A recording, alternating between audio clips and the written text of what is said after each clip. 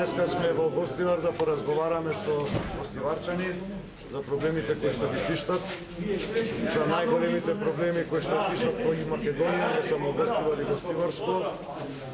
Тоа се невработеноста на младите и иселувањето на нашите млади сограѓани, кои што за жал во вакви услови со ваква власт не може да видат својата иднина во Македонија.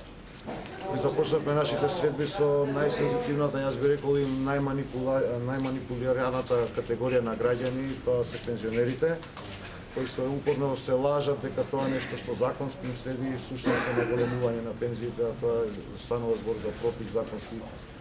Владата тука нема избор, секоја година мора да ги изголемува пензиите, меѓутоа и за стандардот на пензионерите.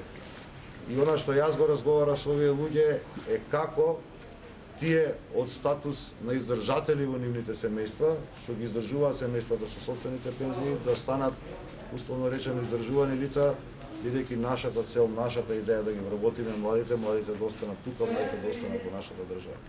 Општина Гостивар, сведоци сте граѓаните дека ВМРО ДПМН досега на неколку пати има ветувано разни работи. Го гледам носителот на ВМРО ДПМН Ѓорчев доаѓа и повторно зборува за гасификација, трети или четврт пат веќе, за решавање на сообраќајните проблеми кои што знаете гостиварски какви се, трети или четврт пат веќе, зборува за некакви си проекти, трети или четврт пат веќе. Ние викаме 10 години владење на ВМРО ДПМН беа сосема доста, сосема доволни.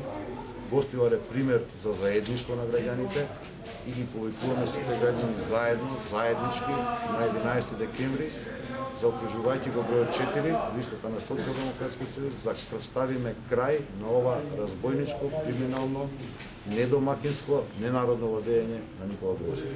И благодарам.